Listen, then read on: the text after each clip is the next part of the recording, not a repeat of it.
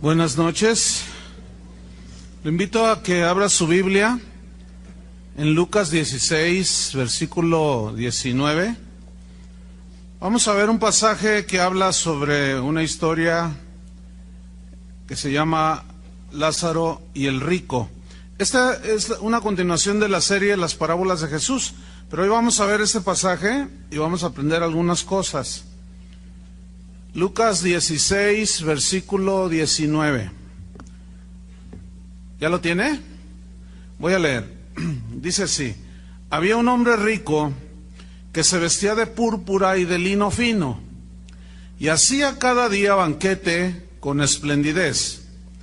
Había también un mendigo llamado Lázaro, que estaba echado a la puerta de aquel, lleno de llagas, y ansiaba saciarse de las migajas que caían de la mesa del rico, y aun los perros venían y le lamían las llagas. Aconteció que murió el mendigo y fue llevado por los ángeles al seno de Abraham, y murió también el rico y fue sepultado. Y en el Hades alzó sus ojos estando en tormentos, y vio de lejos a Abraham y a Lázaro en su seno. Entonces él, dando voces, dijo: Padre Abraham, ten misericordia de mí, y envía a Lázaro para que moje la punta de su dedo en agua y refresque mi lengua, porque estoy atormentado en esta llama. Pero Abraham le dijo: Hijo, acuérdate que recibiste tus bienes en tu vida, y Lázaro también males, pero ahora éste es consolado aquí y tú atormentado. Además de todo esto, una gran sima está puesta entre nosotros y vosotros, de manera que los que quisieren pasar de aquí a vosotros no pueden, ni de allá pasar acá. Entonces le dijo: te ruego pues, padre, que le envíes a la casa de mi padre, porque tengo 5 hermanos, para que les testifique, a fin de que no vengan ellos también a este lugar de tormento. Y Abraham le dijo: a Moisés y a los profetas tienen, óiganlos. Él entonces dijo: no, padre Abraham, pero si alguno fuere a ellos de entre los muertos, se arrepentirán. Mas Abraham le dijo: si no oyen a Moisés y a los profetas, tampoco se persuadirán, aunque alguno se levantare de los muertos. Existe una controversia acerca de que si este pasaje que acabamos de leer es una historia de la vida real que Jesús tomó o es una parábola. Algunos argumentan que es la única historia en la Biblia en que Jesús, que se confunde con una parábola, en la cual Jesús identifica a los personajes por nombre. Él nombra al pobre como Lázaro. Por lo tanto, según muchos estudiosos de la Biblia, entre ellos algunos padres de la iglesia primitiva, aseguraban que era un caso de la vida real, una historia real. Por lo tanto, lo consideran no como una parábola, sino como una historia de 2 hombres que es muy posible que, según la narración de Jesús, los que lo estaban escuchando conocían a ese Lázaro. No es Lázaro el que resucitó, el hermano de Marta y María, no, es otro Lázaro. Entonces, pero en fin, en lo personal yo me inclino en que es una historia real. Sin embargo, ese no es el punto principal ahora, sino la enseñanza que nos dejó Jesús en este pasaje de las Escrituras. Eso es lo importante para nosotros ahora. Entonces, en este pasaje Jesús nos da a conocer la situación real que experimentan los malos y los justos después de la muerte. Y vamos a aprender 5 lecciones que encontramos ahí, por lo menos, vamos a ver 5, por medio de las cuales nosotros vamos a aprender qué es lo que dice Jesús acerca de qué sucede con los justos y los malos cuando mueren. La primera lección que vamos a aprender es acerca de que la condición material de un hombre, de una persona, no puede servirnos como un argumento para saber la condición espiritual que alguien tenga ante Dios. Déjeme explicárselo. Por ejemplo, un rico puede estar mal ante Dios, ¿sí o no? Un pobre también puede estar mal ante Dios, ¿sí o no? Pero hay ricos que pueden estar bien delante de Dios. Y hay pobres que también pueden estar bien delante de Dios. ¿Entendió eso? Bueno, en el caso de la historia de Lucas 16-19, habla del caso de un hombre rico que no estaba bien delante de Dios y de un pobre que estaba bien delante de Dios. Y aquí el punto central es lo que ellos iban a experimentar después de la muerte, no tanto aquí, sino después de la muerte. Entonces dice el versículo 19, vámonos al estudio de la parábola o de la historia, como que prefiera usted, no hay ningún problema. Si ustedes insisten que es una parábola, yo no tengo problema, porque eso no es lo importante aquí, repito, sino lo que Jesús enseña acerca de lo que sucede cuando morimos los seres humanos. Lucas 16-19 dice, había un hombre rico. Bueno, las riquezas materiales, ya dijimos, no son indicio contundente de que el rico en este caso tiene el favor de Dios. Los judíos de aquel tiempo eso creían. Como hoy muchos cristianos creen que la prosperidad material es síntoma de que tú estás bien con Dios, pero eso no es verdad, ¿sí? Las escrituras, al contrario, muestran el peligro de las riquezas y que algunos ricos no pudieron entrar al reino de Dios. Por ejemplo, aquel joven que se acercó a Jesús en Lucas 18, un par de capítulos adelante, de un joven que vino a decirle que quería vida eterna, y en el 22, Lucas 18, 22, después de unas interrogantes que Jesús le hizo, Jesús, oyendo esto, le dijo, aún te falta una cosa, le dice, vende todo lo que tienes y dalo, ¿a quién? A los pobres. O sea, este era otro rico. Y dalo a los pobres, y tendrás tesoro en el cielo, y ven y sígueme. Entonces él, dice, oyendo esto, se puso muy triste porque era muy rico. Al ver Jesús que se había entristecido mucho, dijo, cuán difícilmente entrarán en el reino de Dios los que tienen riquezas. Versículo 25, porque es más fácil pasar un camello por el ojo de una aguja que entrar un rico en el reino de Dios, porque su Dios es el dinero, las riquezas. Entonces vemos pues aquí que este hombre había prosperado, pero estaba muy lejos del reino de Dios y no quiso arreglar sus cuentas con Dios. En Santiago capítulo 5, si abre su Biblia ahí conmigo, allí hay un juicio que el apóstol Santiago está diciendo en contra de los ricos que explotan al pobre. Entonces vemos también aquí ricos que están mal delante de Dios, pero hay ricos que estaban bien delante de Dios, como Abraham era muy rico, ¿se acuerda? Y estaba bien, es el padre de la fe, estaba bien con Dios.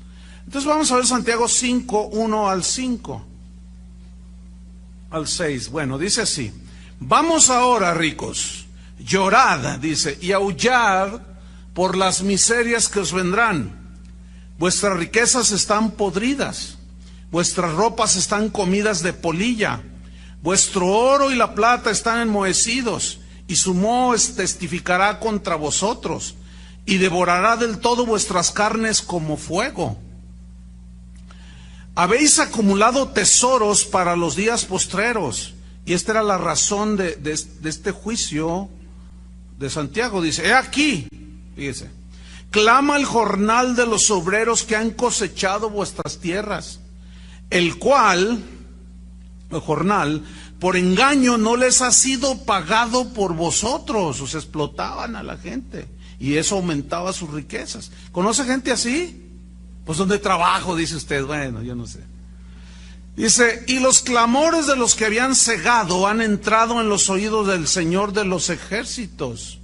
Habéis vivido en deleites sobre la tierra y sido disolutos. Habéis engordado vuestros corazones como en el día de matanza. Habéis condenado y dado muerte al justo, y él no os hace resistencia. ¿Por qué? Porque no puede. ¿Saben ustedes por qué existen los sindicatos? ¿Sí saben? Por el abuso de los patrones, por eso. Si los patrones fueran justos y pagaran lo justo, no existirían los sindicatos. Entonces volvamos a Lucas 16, 19. Dice que había entonces un hombre rico Y luego da unas señas muy interesantes. Dice que se vestía de púrpura y de lino fino, es decir, se vestía con ropa cara en exceso. Según en ese tiempo, todo lo que tenía color púrpura era muy fina, era el color que usaban los reyes, etcétera. Y el lino fino, junto con la tela púrpura, color púrpura, valía su peso en oro. O sea, lo que pesaba la túnica, ese era el valor en oro. O sea, haga de cuenta que se ponían un traje de Armani, ¿sí? De $15,000, o sea, de $10,000, que equivalen como a 120,000. Imagínense un traje de 120,000 pesos. Pues es una exageración, ¿no es cierto? Bueno, pues este hombre andaba pues con lo mejor de la ropa, con lo más caro, pero era ropa cara en exceso. ¿Sí? Usted puede tener ropa buena que tiene un costo relativamente significativo, pero dura bastante. A veces dicen que lo caro sale barato, ¿no es cierto? Pero aquí era una ropa cara en exceso. Había una exageración en el costo de las ropas que este hombre usaba, y tratando de mostrar tal vez su riqueza, como presumiéndole a todos que él sí tenía dinero. Pero luego dice el mismo versículo 19, que este hombre rico, elegante, hacía cada día, de continuo banquete, dice, con esplendidez. Y eso nos habla de un hombre rico, entregado totalmente a los placeres del mundo y de la carne. Como dice el Eclesiastés capítulo 2, versículo 10, así era este hombre rico, dice, no negué a mis ojos ninguna cosa que desearan, ni aparté mi corazón de placer alguno, porque mi corazón gozó de todo mi trabajo, el fruto de mi trabajo. Y esta fue mi parte de toda mi faena. Miré luego, dice el Eclesiastés, todas las obras que habían hecho mis manos y el trabajo que tomé para hacerlas, y aquí vi que todo era vanidad y aflicción de espíritu, y sin provecho debajo del sol. Bueno, aquí Salomón está reflexionando, era muy rico, ¿se acuerdan? Y él está reflexionando que en eso no consiste la vida del hombre. O como el hijo pródigo de la parábola, ¿se acuerdan? La parábola del hijo pródigo en Lucas también, capítulo 15, versículo 13, donde dice que juntándolo todo, se fue lejos a una provincia, apartada, lejos. Dice, y allí, este hijo pródigo desperdició sus bienes viviendo perdidamente. O como decimos en México, le dio vuelo a la hilacha. ¿Sí? Bueno, esto que está narrando Jesús es la historia de millones de personas, aún de pobres y ricos, que viven sin tomar en cuenta a Dios. El rico aumentando sus riquezas y el pobre queriendo obtenerlas. Total, se dedican a vivir su vida egoísta sin tomar en cuenta a Dios. Fíjese lo que dijo Job en el capítulo 21, versículo 7, acerca de esta clase de seres humanos, de personas que se dedican a vivir sin tomar en cuenta a Dios, sean pobres o sean ricos. Job 21, versículo 7 hasta el 15. Dice así: ¿por qué viven los impíos? ¿Por qué viven los impíos? Y se envejecen y aún crecen en riquezas. Fíjense, los impíos. Ahí notamos una vez más que las riquezas no son sinónimo de estar bien con Dios. Está diciendo los impíos, y aún crecen en riquezas. Versículo 8, su descendencia se robustece a su vista, y sus renuevos o sus hijos están delante de sus ojos. Sus casas están a salvo de temor, ni viene azote de Dios sobre ellos. Sus toros engendran y no fallan, paren sus vacas y no malogran su cría. O sea, una prosperidad notable, ¿no? Versículo 11, salen sus pequeñuelos como manada, y sus hijos andan saltando, contentos, alegres, como si Dios no existiera. Al son del tamboril y de cítara saltan y se regocijan al son de la flauta, o sea, fiestas, eso se refiere, ¿sí? Tan baile allí, en su antro antiguo. Versículo 13, pasan sus días en prosperidad y en paz descienden al Seol o a la sepultura. Versículo 14, dicen a Dios, apártate de nosotros, porque no queremos el conocimiento de tus caminos, no queremos saber nada de ti. ¿Conoce gente así? Versículo 15, dicen los impíos, ¿quién es el Todopoderoso para que le sirvamos? ¿Y de qué nos aprovechará que oremos a Él? Así hay gente rica, pero también así hay gente pobre. Si Dios existiera, ¿por qué me tiene en esta situación? Dicen. Y comienzan a decir un montón de cosas. Pero en realidad no les interesa conocer los caminos de Dios. Bueno, pues así vivió este hombre de la historia, volviendo a Lucas 16, así vivió este rico. Pero en el versículo 20, Lucas 16, 20, dice lo siguiente: había también un mendigo llamado Lázaro. Aquí la palabra mendigo se traduce de una palabra griega que lleva implícito este significado. Es alguien que está en una pobreza extrema de las cosas elementales. O sea, hay pobres que comen un plato de frijoles en la mañana, en la tarde, 2 comidas. Hay otros que pueden hacer las 3 comidas, pero siguen siendo frijoles con 2 tortillas. Hay otros que hacen una sola comida, esos son más pobres. Hacen una sola comida al día. Pero hay quienes pueden pasar 2, 3 días y no tienen qué comer. Esos son más pobres. Pero hay todavía algunos muchísimo más pobres, en pobreza extrema, que puede pasar una semana, 15 días y no tienen una sola tortilla, un solo pedazo de pan. Y dice la Biblia que este hombre pobre en extremo se llamaba Lázaro. Pobre. ¿Se acuerdan una vez que una mujer llegó con Jesús y traía un frasco de alabastro? El alabastro es el material, es una especie de mármol, y dentro tenía un perfume de mucho precio, ¿se acuerdan? Y ella rompió el frasco y ungió a Jesús. Vamos a ver esta historia en Marcos 14:4. ¿Cuál fue la reacción de algunos de sus discípulos cuando vieron que este perfume de gran precio era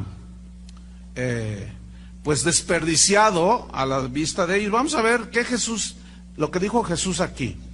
Dice Marcos 14:4. Dice, y hubo algunos que se enojaron dentro de sí por lo que había hecho esta mujer y dijeron, ¿para qué se ha hecho este desperdicio de perfume? Versículo 5. Porque podía haberse vendido por más de 300 denarios, o sea, 300 salarios mínimos. Una cantidad bastante significativa para un perfume, y más en ese tiempo. Dice, y haberse dado, ¿a quiénes? A los pobres. Parecía como un desperdicio, parecía una como incongruencia, pero detrás de esto, uno de los que murmuraban era Judas, porque no todos los evangelios dicen que dijo eso porque él le pellizcaba del dinero ahí, del tesoro del Señor. Y murmuraban contra la mujer, dice el versículo 6, pero Jesús dijo, dejadla, déjenla en paz. ¿Por qué la molestáis? Buena obra me ha hecho. Miren el versículo 7. Siempre tendréis a los pobres con vosotros. ¿Qué dijo Jesús? Siempre. Esto me suena como a confesión negativa, ¿no? ¿Será que el mismo Jesús ni siquiera tenía la revelación de la confesión positiva, no? Porque según los que creen eso, pues la Biblia está llena de confesiones positivas. Pues ¿qué confesión tan positiva la de Jesús? A los pobres siempre los tendréis entre vosotros. No porque Dios quiera así, sino porque como consecuencia del pecado y de la condición de la sociedad, el fuerte abusa del débil. Y el rico se enriquece más y el pobre se empobrece más. Y lo injusto de la vida, no lo injusto de Dios, es lo injusto de las conductas de nosotros. No es una injusticia de parte de Dios, porque cuando puso a Adán y a Eva, los puso a los dos en las mismas condiciones. ¿Sí o no? Bueno, entonces dice, ustedes siempre tendrán a los pobres con vosotros, y cuando queráis, les podréis hacer bien. Pero a mí no siempre me tendréis. O sea, así como estaba en ese momento Jesús. Ha hecho lo que podía, porque se ha anticipado a ungir mi cuerpo para la sepultura. De cierto os digo que donde quiera que se predique este evangelio, en todo el mundo también se contará lo que ésta ha hecho para memoria de ella. Mire, yo hoy lo estoy contando. Pero aquí lo que yo quiero resaltar es lo que Jesús dijo acerca de los pobres. Siempre los tendréis entre vosotros. Cuando el apóstol Pablo se le reveló el evangelio, dice que él fue a Jerusalén a buscar a los apóstoles, Pedro, Santiago, Juan, etcétera. Y cuando los encontró, comenzaron a dialogar y los apóstoles dijeron, no, sin duda se te ha revelado el evangelio. Entonces reconocieron el llamamiento que Dios estaba haciendo al apóstol Pablo para ser un apóstol también y predicador del evangelio a los gentiles. Entonces los discípulos o los apóstoles le hicieron un encargo a Pablo en Gálatas 2:10. Dice así: solamente nos pidieron, después de que reconocieron que su ministerio era de Dios, solamente nos pidieron que nos acordásemos de los pobres. Fíjate, acordarse de los pobres. Cristianos y no cristianos, Lo cual, dice, también procuré con diligencia hacer. Entonces, vemos que los pobres, la gente pobre siempre va a haber en el mundo. Pobres, cristianos, ricos, cristianos, gente rica no cristiana, gente pobre no cristiana, ricos que están bien con Dios, pobres que están bien con Dios, ricos que están mal con Dios, pobres que están mal con Dios. Volvamos al versículo 20. Entonces dice que había también un mendigo llamado Lázaro. Y vea la condición en la que estaba. Dice que estaba echado, o así como tirado, a la puerta de aquel, o sea, del palacio del rico, lleno de llagas. Mire, este hombre no solo sufría por su pobreza, sino que también estaba enfermo. Sufría en todo sentido.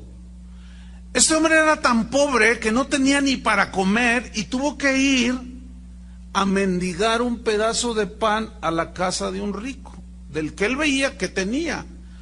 Sin embargo, por lo que se ve, ¿a dónde se fue este Lázaro, este pobre? Dice que se fue al seno de Abraham, donde ya su dolor, sus lágrimas habían pasado. Se ve que este hombre era pobre, pero era creyente en Dios. Tenía la fe que salvaba. Era pobre en cosas materiales, pero era rico en fe. De tal manera que su fe en el Dios vivo lo trasladó en el momento de su muerte. ¿A dónde? A la presencia del Señor. En Apocalipsis 2, versículo 9, a la iglesia de Esmirna, mire lo que les dice. Yo conozco tus obras. Ponga atención. Apocalipsis 2:9 le dice: yo conozco tus obras y tu tribulación la conozco también, y tu pobreza. Pero luego dice: pero tú eres rico. Fíjese qué interesante. Aquí pobreza es un equivalente a lo de Lázaro, la mendicidad de Lázaro. Viene una palabra griega, protos, que significa pobre materialmente, en extremo inclusive. Entonces, fíjate lo que dice aquí el Señor: yo conozco tus obras, conozco que estás sufriendo, conozco tu tribulación, pero también conozco tu pobreza, pero luego les dice a los cristianos de Esmirna, pero tú eres rico. A ver, ¿cómo está eso? Se entiende que era pobre en extremo en cosas materiales, pero rico en fe. Dice la Biblia en Santiago que a los pobres se les dio el ser enriquecidos con la fe. ¿Sí? Son pobres materialmente, pero son ricos en fe. ¿Sabe? Le voy a decir una cosa. ¿Sabe en qué lugares es donde yo he visto las manifestaciones de fe más puras, más limpias, más sinceras, que yo al menos en mi vida he visto? Con los pobres. Todos aquellos viajes que hicimos a las zonas indígenas y muchos lugares, por muchos años, son los lugares donde más he visto una fe tan sólida, tan fuerte, y tú llegas a esos lugares y es gente sumamente pobre, pero rica en fe. Yo muchísimas veces, siempre que íbamos en camino, yo siempre me ponía nervioso. Le voy a explicar por qué. Porque supuestamente yo iba a enseñarles de la palabra. Y bueno, Dios me ha dado algunas cositas, ¿no? Pero la verdad es que yo me sentía como, ¿cuál es la palabra? ¿Cuál sería? Me sentía como, ayúdenme. Deudor, no tanto deudor, sino un poco cohibido, porque yo decía, no, yo no sé qué haría yo si estuviera en esa condición como ellos. No sé si me explico. Entonces me sentía así como apenado a la vez, en una situación muy extraña. Una vez, nunca se me olvidará esto, nunca en mi vida se me va a olvidar. Llegamos a una población lejísimos, allá en la sierra de Michoacán, la tierra de Toño Lázaro y de su esposa. ¿De dónde son? ¿Pero de qué parte? Ario de Rosales, Jalisco. No es Michoacán. Bueno, llegamos allí a no me acuerdo el nombre de la población, en plena sierra. Y cuando llegamos, nunca se me olvida que salió el pastor, su esposa y sus hijos. Un lugar pobrísimo. Su casa era una choza. Entonces, nunca se me olvida que la señora, la esposa del pastor, le dijo a su niño, hijo, agarra la gallina. Entonces, yo vi que el niño se fue detrás de la gallina, se fue primero buscando la gallina y no salía. No la hallo, mamá, no la hallo. Nomás tenían una gallina. Y cuando de repente brinca la gallina, era una gallina más flaca que... No, la verdad. Entonces el chiquillo fue y la agarró, y la señora, pues, delante de nosotros, le corta la cabeza y la mete en una olla que tenía allí con agua y la despluma y toda la cosa, y luego en otra olla mete la gallina.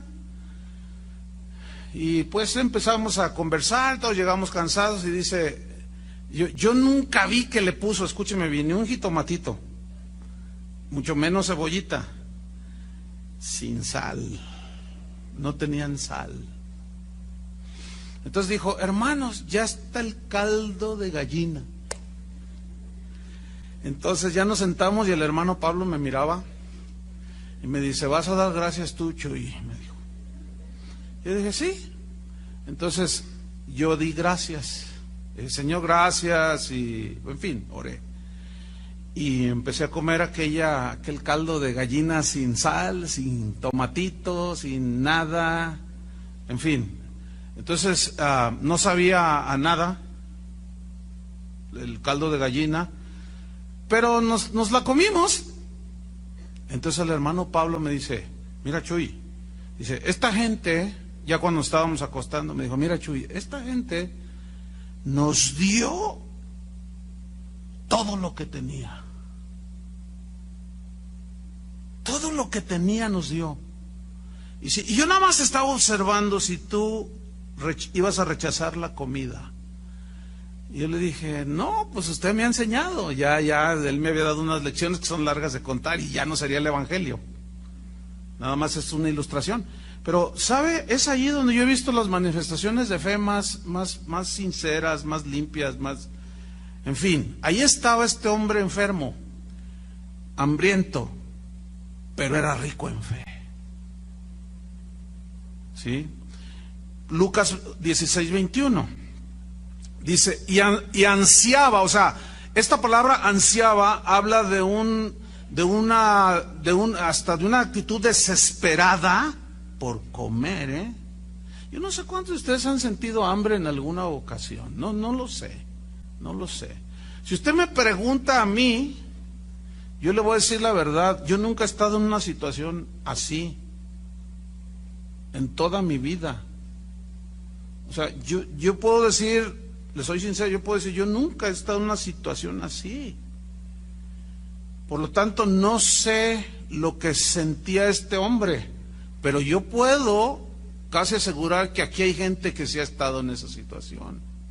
Pero de que he visto gente así, déjenme decirles otra cosa, esa gallina ellos no comieron, nos la dieron a nosotros, los que íbamos ahí, y nos tocó de a pedacito así, toda flaquita y la piernita, estaban media anoréxica la gallina, pobrecita.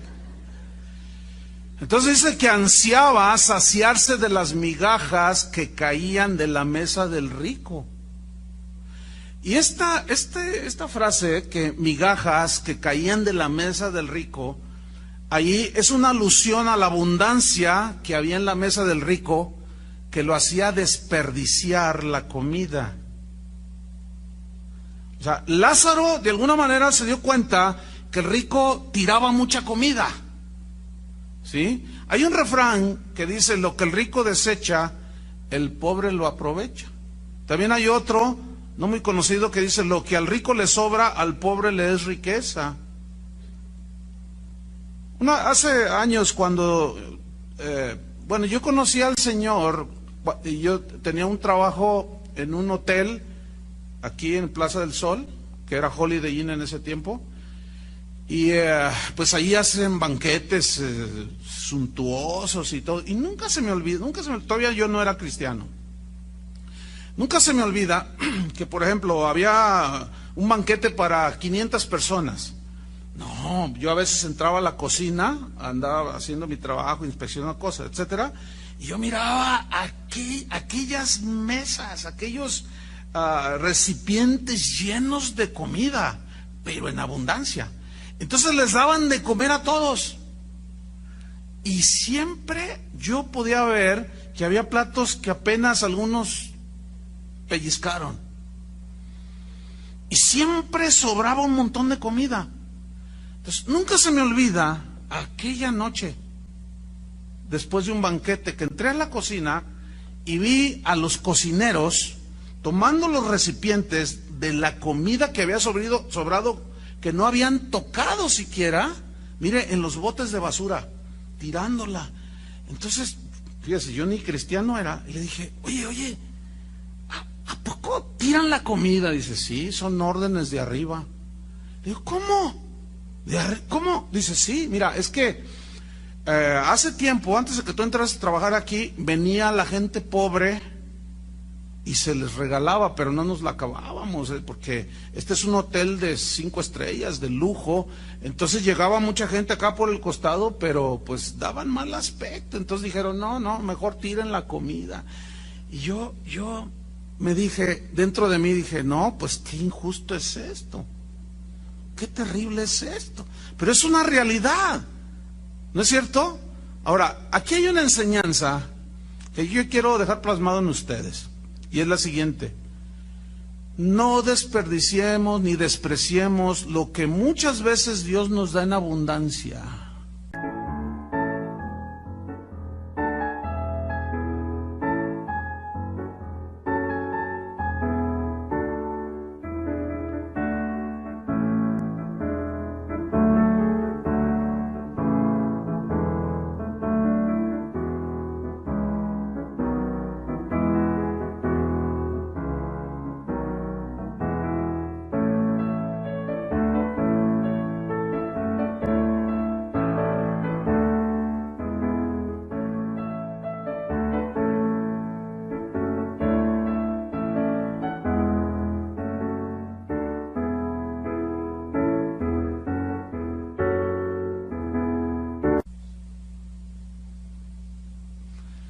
Y que compartamos con los pobres.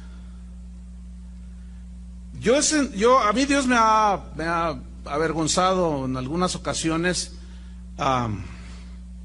y me da pena delante de Dios, pero por ejemplo, hay algunos que saben esto, yo no puedo comer el ajo porque me produce muchas náuseas, o sea, y es muy desagradable para mí, me hace daño.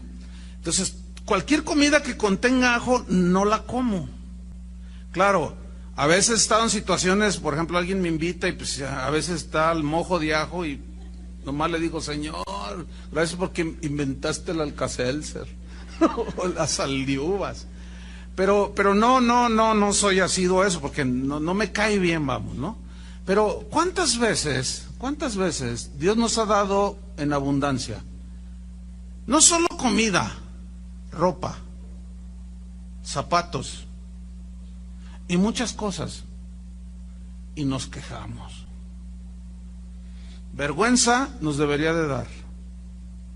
Yo le confieso, a mí se me da vergüenza. ¿Sabe? Yo aprendí algo de una familia de aquí de la congregación hace muchos años.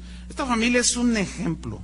La verdad, esa familia siempre le tengo un aprecio especial por ese corazón que ellos tienen. Pues su papá, hoy sus hijos ya son grandes, pero cuando estaban chiquititos, a mí me constó una vez verlos aquí por la de Federalismo, dos días antes del 25 de diciembre, ya ve que celebran la Navidad y todo ese asunto, y yo lo vi allí con unas cajas, con un montón de ropa, de zapatos, y ¿qué estás haciendo? Le dice, no, dice, mira, es que cada año, dice, nosotros descacharrizamos. ¿Entienden esa palabra? O sea, todos los... hacemos en mi casa hacemos una descacharrización, esa palabra ya la inventé. Por lo visto, ¿a poco no han oído de los cacharros? O sea, de que en su casa tiene un montón de cosas que están buenas, pero que no las usa. Entonces dice, hacemos una limpieza, son cosas buenas, ropa buena, y cada año, dice, hacemos escudriñamos allí y sacamos toda la ropa de él, la mía, que está buena, pero que ya no la uso, y que a veces nada más la tenemos allí. Y por años ellos siempre hicieron eso. Y dice, mira, la verdad no puedo decir que me despojo porque es algo que nos sobra. Y yo le doy gracias a Dios, dice, pero comparto. Escúchenme bien, si cada uno de ustedes, yo aprendí eso y yo cada año lo hago. De verdad, porque me inspiró, ¿verdad? Y bueno, cada año voy a mi ropero y miro la ropa y digo, ay Señor, Dios me da abundante ropa. Corbatas me regalan casi diario. Tengo un montón. Ropa, zapatos, hace poco que fui allá a La Paz, terminé de predicar y un hermano me dice, oye, quiero que vayas a mi tiendita, dice. Entonces me dice el pastor, dice, yo te llevo, dice, es que te quiero regalar algo, quiero que, entonces le digo, bueno, sí, está bien. Le digo, oye, ¿qué onda? Dice, no, vamos, dice, tiene una tienda ahí en La Paz. Entonces, ya llegamos, no, hombre, pues era un tiendón, no, ¿cuál tiendita? Era una tiendota de puros zapatos originales. O sea, Nike, pura marca, nada pirata, todo original. Entonces me dice, ¿sabes qué, Chuy? Quiero regalarte zapatos. Yo le dije, es que tengo. Me dice, no, me dice, mira, ven. Entonces me lleva a un aparador y me dice, mira, yo te recomiendo estos. Dice, ¿qué medida eres? Ya le di el número. Entonces, cuando yo lo agarro así y veo el precio, 2,500 pesos. Escúchame bien, en mi vida yo pagaría 2,500 pesos por un par de zapatos, aunque tuviera los 2,500 pesos. Entonces yo le dije, no, mira, mejor de acá. No, mira, a ver, mídete esto. Entonces me mido. ¿Y qué tal? No, pues parece como que te meten un guante en el pie. O sea, finísimos el calzado. Y dice, bueno, pues este color y este, órale. Y a ver, ¿qué número es tu esposa y tus hijos? Y mire, yo salí así. Dije, Señor, pero salí, no crea, le soy sincero, agradecido con Dios Y le agradecí al hermano, pero así como, Señor, ¿qué onda? O sea, bueno, gracias, ¿verdad? Pero por otro lado, veo a gente que no tiene siquiera. Bueno, cada año, por esa inspiración que recibí de aquel hermano, yo lo hago. Y saco un montón de cosas, hermano, un montón de cosas que no porque las desprecie, sino porque se van acumulando. Y a veces me encuentro un montón de cosas, zapatos, camisas, trajes. El asunto con esto, bueno, así me sucede a mí, no sé, tiene que ser algo soberano de Dios. Pero por ejemplo, yo digo, voy a regalar 8 trajes. Entonces los escojo. Nunca regalo algo que esté mal, nunca haga eso tampoco. Entonces los tomo, entonces Dios me pone, entonces yo los reparto. Mire, apenas los doy y a los 3 días ya tengo 10 nuevos. Y yo digo, ay Señor, ya no sé si, eso, ¿por qué? No lo sé. No lo sé. Yo sé que algunos estarán pensando, ¿y por qué a mí no me pasa eso? No lo sé. ¿Yo qué le puedo decir? Yo estoy diciendo lo que a mí me pasa, pero aquí la enseñanza, volviendo a ella, es no desperdiciar ni despreciar lo que Dios nos da, hermanos. Ese es el punto principal aquí, ¿verdad? Y de la abundancia que Dios nos da, pues descacharricemos. Y usted se va a encontrar con que tiene un montón de cosas buenas que usted puede bendecir a uno que tiene menos que usted. Lucas 16:21. Entonces ansiaba saciarse de las migajas que caían de la mesa del rico. Pero vea su condición. Y aún los perros venían y le lamían las llagas. Qué triste que un animal demuestre más fidelidad y afecto por un pobre y un enfermo que un rico como el de la historia, ¿no es cierto? Dicen que el perro es el mejor amigo del hombre. ¿Será? Hay muchas historias muy interesantes de animales. Un día me dijeron, oye Chuy, ¿has visto la película Siempre a tu lado? Y digo, no, mírala, hasta vas a llorar. Le digo, no, yo no lloro. Es una historia de un perrito, Lázaro y el rico. Se llama Siempre a tu lado, así se llama la película. Bien. Entonces, fíjese, cuando hay abundancia hay un peligro. Cuando hay escasez también hay peligro. En las dos situaciones hay peligro. En el caso de la escasez hay peligro porque la gente puede blasfemar. Pero cuando hay abundancia se corre el peligro de olvidarnos de Dios. Porque como tienes mucho, ya ni oras, ya ni le pides, ya ni nada. Pero yo estoy convencido, y bueno, lo que yo alcanzo a ver en la Biblia es que el peligro de la abundancia es más mencionado en la Biblia que el peligro de la escasez, porque el pobre tiende a agarrarse más de Dios, ¿entiende? Y el rico tiende a olvidarse de Dios. Entonces es más peligrosa la situación de tener. Mire Ezequiel, capítulo 16, versículo 49, una escritura muy interesante que habla de Sodoma y Gomorra. Y quiero que ponga atención a lo que dice aquí. ¿Cuáles fueron lo que antecedió a su corrupción moral? Fíjese lo que dice Ezequiel 16, 49. Dice así: he aquí que esta fue la maldad de Sodoma, tu hermana. Le está hablando a Gomorra, ¿sí? Dice, esta es la maldad de tu hermana Sodoma. Y luego le dice, soberbia, saciedad de pan. Y número 3, abundancia de ociosidad. 3 cosas: soberbia, saciedad de pan o abundancia de pan, y abundancia de ociosidad. Como el rico de la otra parábola: oh, mis bienes han prosperado, voy a hacer mis graneros más grandes, y voy a hacer esto, y voy a hacer lo otro, y voy a hacer más allá. Y Dios no estaba en su mente. Entonces dice, abundancia de ociosidad tuvieron ella y sus hijas, y no fortaleció la mano del afligido y del menesteroso, y se llenaron de soberbia, e hicieron abominación delante de mí, y cuando lo vi, las quité. Una cosa tremenda. Bueno, la segunda lección que aprendemos en esta historia es que la muerte es el fin de todo ser humano en esta tierra. Si hay algo seguro a lo cual tú vas a recibir en esta tierra es la muerte. Y es de los eventos en la vida que todos con seguridad viviremos, ese lapso de la muerte. Lo quieras o no, lo aceptes o no, algún día te cantaremos allá en el cielo, ya estás gozando de la presencia del Señor. Todos moriremos algún día. Dice Lucas 16:22. Dice, aconteció que murió el mendigo. Lucas 16:22. Murió el mendigo y fue llevado por los ángeles al seno de Abraham. Y murió también el rico y fue sepultado. Miren, cualquiera que sea la clase social o raza a la que usted pertenezca, todos enfrentaremos la muerte. Si usted es rico, si usted es pobre, si usted es más o menos, si usted está blanco, usted está prietito, si usted tiene ojos azules, ojos color negro, tiene mucho pelo, está calvo, qué sé yo. No.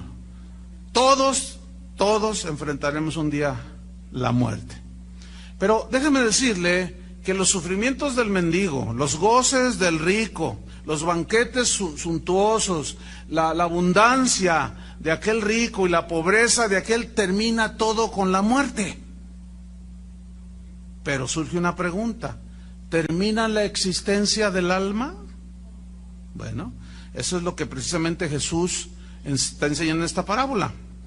En Eclesiastés 3:19 y 20, el predicador dice lo siguiente: porque lo que sucede a los hijos de los hombres y lo que sucede a las bestias, un mismo suceso es. Como mueren los unos, así mueren los otros. Y una misma respiración tienen todos. Ni tiene más el hombre que la bestia. Todo esto es vanidad. Todo va a un mismo lugar, todo es hecho del polvo y todo volverá al mismo polvo. Pobres, ricos, blancos, negros, todos. Entonces la muerte es un acontecimiento cuya certeza nadie puede negar, ¿verdad que no? No, pues eso, el que se atreva a decir no existe la muerte, ya se puso muy filósofo. Pero este acontecimiento muy poco, o sea, de la muerte, muy pocos, nadie lo puede negar. Todos dicen, no, hasta el ateo dice, no, pues un día estaré allí, dicen. Pero muy pocos prestan atención a que un día efectivamente enfrentaremos ese episodio.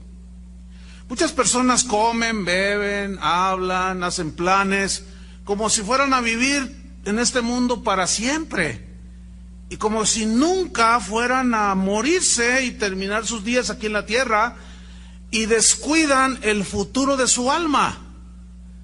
Pero todo cristiano, todo creyente verdadero debe de guardarse de este error. Y si alguno escucha, reflexione. Entonces, fíjense, un antiguo cristiano dijo: el que desee vivir piadosamente conforme a la voluntad de Dios, debe pensar con frecuencia en su último día en esta tierra. Uno de los mejores antídotos para vivir sin egoísmos, sin excesos, como los excesos del rico, sin orgullo, sin vanidades, precisamente es pensar en el día de la muerte. Miren lo que dice Eclesiastés capítulo 7, versículo 1 al respecto. Dice así: mejor es la buena fama que el buen ungüento, y mejor el día de la muerte que el día del nacimiento. Mejor es ir a la casa del luto, mejor es el pesar que la risa, porque con la tristeza del rostro se enmendará el corazón. El corazón de los sabios está en la casa del luto, mas el corazón de los insensatos en la casa en que hay alegría. Pero esta palabra alegría también se traduce fiesta. ¿Dónde es donde la mayoría de la gente quiere estar? La fiesta, ¿sí? En la celebración, en el regocijo, en vamos a gozar la vida, y luego hay una boda y se reparten 100 invitaciones y llegan 300. Pero a los velorios no. Yo nunca he visto, bueno, yo he estado en muchas fiestas. Antes de ser cristiano estuve en fiestas no cristianas, como cristiano he estado en fiestas también, que son fiestas sanas, y ahí contento, ahí algarabía, y está bien, pero escúcheme bien, yo nunca recuerdo haber estado en una fiesta donde no se toma en cuenta a Dios, donde la gente de pronto reflexionara y tratara de enmendar sus caminos. Pero como pastor he estado no sé cuántos funerales, es más, el lunes estuvimos en uno más. Este año se nos inició este año y se empezaron a morir algunos hermanos de la congregación. Ya están con el Señor. Y el lunes a mí me tocó atender uno, pero murió también el papá de Israel unos días antes. Y bueno, el lunes murió un hermano de los más antiguos de aquí de la congregación. Yo creo que tenía 25 años de ser miembro aquí en la congregación. Y pues fui un rato allí antes de que lo sepultaran. Y compartí. Y había algunos cristianos ahí, obviamente, de su familia, de él y de su esposa, pero la gran mayoría no eran cristianos. Entonces pues, estaba llena aquel lugar, aquella capillita donde yo les compartí un mensaje y una reflexión acerca de la muerte. Y cuando yo decía cosas, les leí estos versículos, por cierto, y yo veía la reacción en ellos, le hacían así como, ay, ¿quién? Pero a la vez yo miraba, les miras el rostro porque desde arriba se ve todo muy bien, estaba el féretro del hermano ahí adelante y la gente lo miraba así, nomás le hacía. Y yo los veía muy pensativos y bueno, pues con la palabra de Dios traté de llevarlos a una reflexión de que no fueran insensatos y que pensaran que un día, y se los dije, sin duda usted estará allí. Y algunos así como que no les gusta, ¿verdad? Pero la verdad es que esa es la realidad de las cosas, ¿no es cierto? Entonces, yo siempre he visto que en esos episodios donde hay luto, la gente está más receptiva. Tú llegas a una fiesta donde están embriagando y todo, y dile, oye, te quiero hablar de la salvación. ¿Cuál salvación? Vete a tal lugar con tus cosas. Aquí es para gozar, ¿sí? La tercera lección, vámonos sobre el final, que esta parábola nos enseña, es que a la hora de la muerte de los justos, Dios cuida y guía sus almas a su presencia. Y nuestro Señor Jesucristo dice que cuando el mendigo murió, dice que fue llevado, dice en el versículo 22, que fue llevado por los ángeles al seno de Abraham. Ahora, hay algo muy consolador en estas palabras de Jesús. Porque en realidad muy poco o casi nada sabemos de lo que experimentaremos después de dejar de existir. Porque nada más lo poco que podemos saber acerca del cielo, pues no lo podemos vivir ahora, hasta ese momento. Pero estas palabras nos deben de dar mucho consuelo. Porque cuando nos llegue la hora y nos hallemos en el lecho de muerte, y entremos a, vamos a llamarlo así, a una dimensión desconocida, a un mundo desconocido, bueno, estas palabras nos ayudan a tener fe y confianza. Sin embargo, bueno, nos consolará el saber de que Jesús, apaga esas luces, no, porque están distrayendo a la gente, estas luces de acá, gracias. Nos consolará el saber que los que mueren en Jesús, mueren en los brazos de Él. ¿Cuántos están en Cristo? Y esos no serán arrojados a las tinieblas, ni estarán sin albergue, ni sin morada, durante el tiempo que transcurra entre la muerte y la resurrección. No, estaremos en la presencia de Dios. Vamos a encontrar sosiego los que hayamos tenido fe, como la fe de Abraham. Por eso Abraham aparece aquí en la historia. Nada nos faltará, y lo que es todavía más, estaremos con Cristo, y según palabras de Pablo, lo cual es muchísimo mejor. Esto lo dijo él en Filipenses 1:21, no lo busque, pero él dijo, porque para mí el vivir es Cristo y el morir es ganancia. Y cuando hay un velorio, siempre la gente dice, tenemos la lamentable pérdida del hermano Panchito. ¿verdad? La hermana Pedrita, la hermana no sé qué, dicen que es pérdida, pero según la Biblia no es pérdida. Para el que se muere. ¿Por qué? Porque el que se muere está mejor que el que queda. Yo les dije ahora este lunes que sepultábamos al hermano Espejo, Gertrudis Espejo. Cuando estábamos ahí les dije, miren, vamos a hacer una oración, no por el alma de él ya está mejor que nosotros.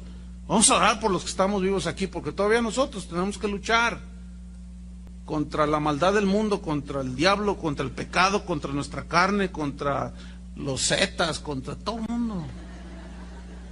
¿Sí? Vamos a orar por nosotros. Pablo decía, mas si el vivir en la carne o en este cuerpo resulta para mí en beneficio de la obra, no sé entonces qué escoger, porque de ambas cosas estoy puesto en estrecho, teniendo deseo de partir y estar con Cristo, lo cual es muchísimo mejor. Pablo aquí nos está asegurando que al morir el cristiano se va a la presencia de Dios. La cuarta lección que nos enseña esta historia es que hay un infierno eterno. Y Jesús lo dice en palabras infalibles, o sea, inequívocas, que después de la muerte el rico se fue al lugar de tormento. Y lo describe claramente ahí en la historia cómo este hombre deseaba ansiosamente, así como ansiaba Lázaro comer del pan, este rico deseaba ansiosamente una gota de agua para refrescar su lengua, y cómo había una grande cima entre él y Abraham que nadie podía pasar. Esto está en el versículo 23, Lucas 16, 23. Y en el Hades alzó sus ojos. Ahí está, queda el alma viva con todas las expresiones y sentimientos que tuvimos aquí, pero ahora es espiritualmente. Mire, el cuerpo simplemente es como el traje en el cual usted vive dentro. Y este cuerpo sirve solamente para podernos mover y expresarnos en esta tierra, pero dentro tenemos un alma, un espíritu, ¿sí? Que así como nosotros sentimos, olemos, palpamos, escuchamos, espiritualmente es lo mismo. Cuando Jesús dijo, el que tiene oídos para oír, oiga. Entonces todos tenían oídos, pero se refería a los oídos espirituales.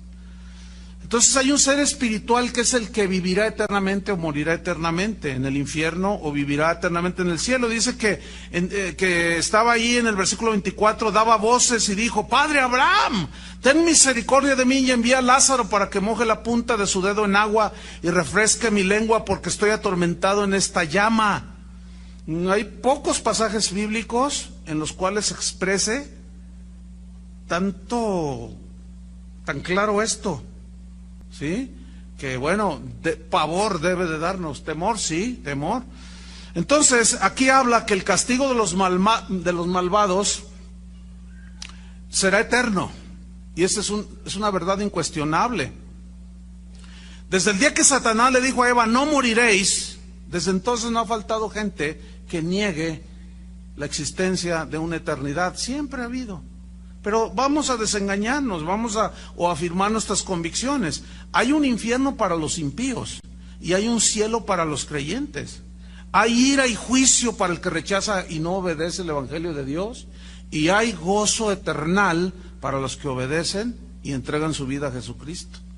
Dice el versículo 25, pero Abraham le dijo, hijo, acuérdate que recibiste tus bienes en tu vida y Lázaro también males. Pero ahora este es consolado aquí y tú atormentado ahora. ¿Qué fue lo que trasladó a este mendigo a la presencia de Dios y al gozo eternal? Su fe. Obras ni siquiera, ¿qué podía hacer? No tenía nada para hacer buenas obras. ¿Qué fue lo que lo trasladó? Sus obras. ¿Qué fue lo que condenó al rico? Sus malas obras.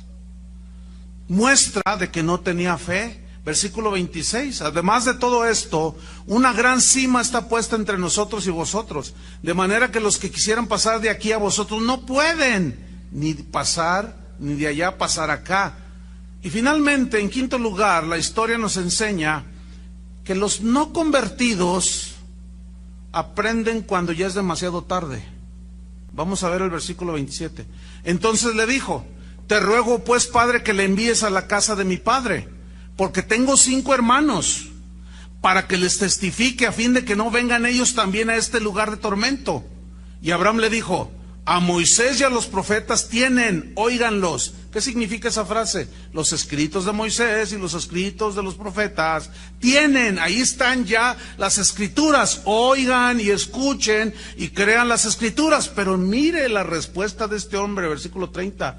Él entonces dijo: no, padre Abraham, pero si alguno fuere a ellos de entre los muertos, se arrepentirán.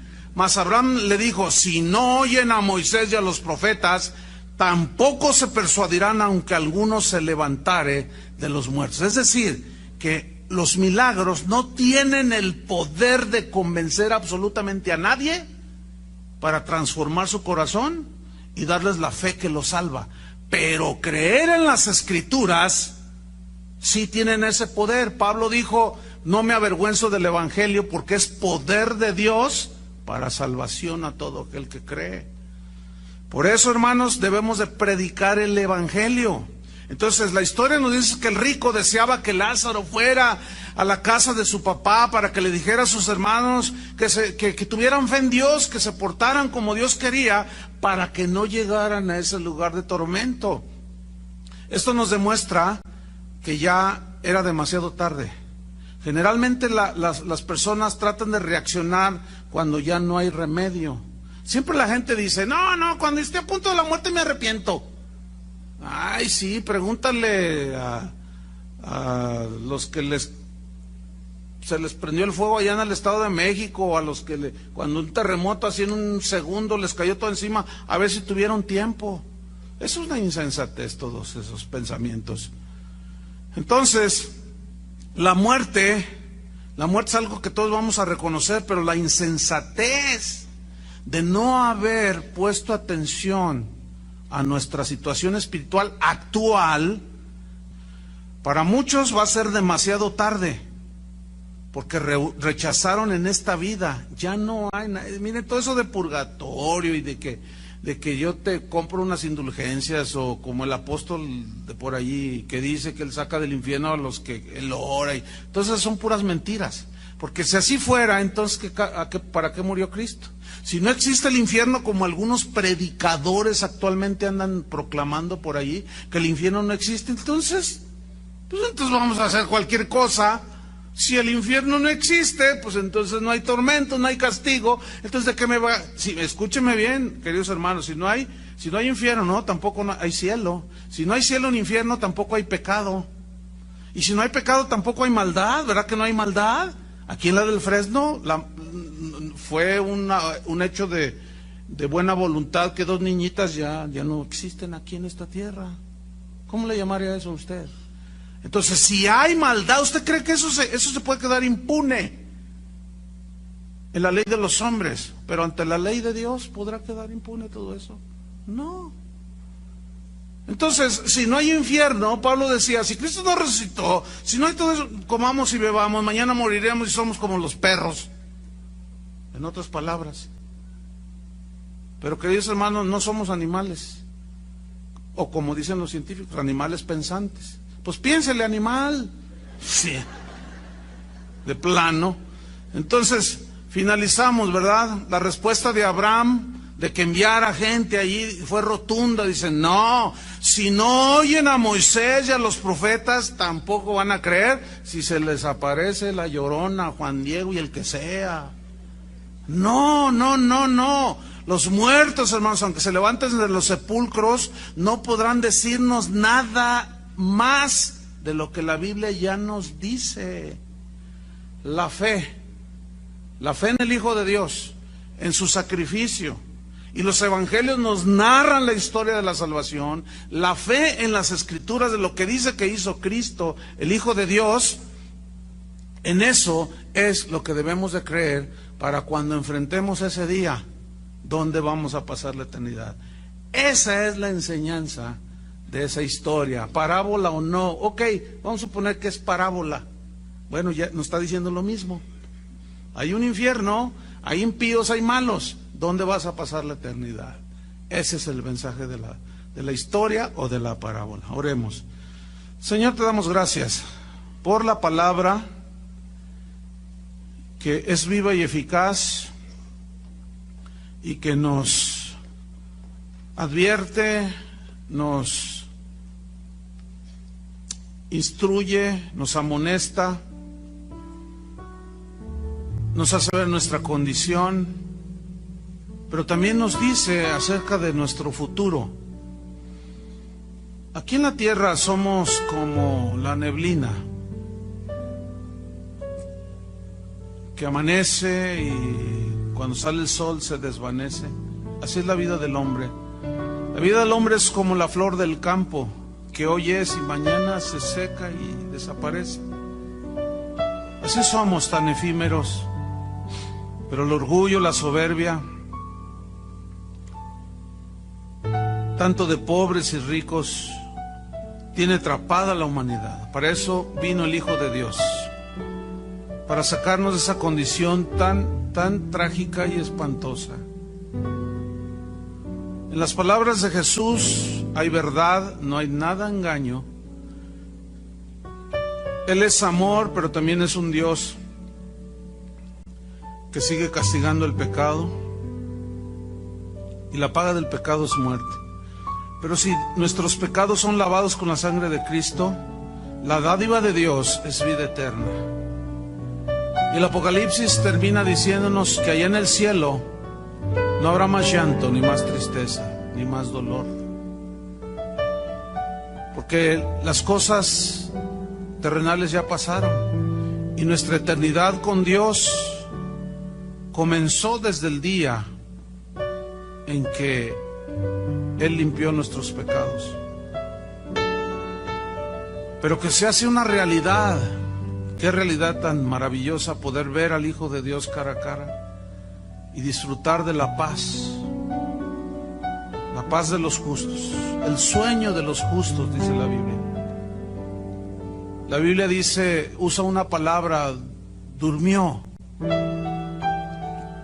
que era un hebraísmo que significa murió, pero es que la Biblia dice así, ellos utilizaban esta expresión durmió, que no significa en ninguna manera que el alma no quede latente, está latente y sus sentidos, sino significa que es un descanso ya para el que muere en Cristo, pero que nuestros cuerpos serán enterrados, pero un día se escuchará la trompeta y vendrá el Hijo de Dios, y los muertos en Cristo, dice la Biblia, resucitarán primero cuando Él venga por su pueblo. Y habrá algunos privilegiados que no verán la muerte física. Y Pablo era uno de los que creían eso. Y él dijo, luego los que habremos quedado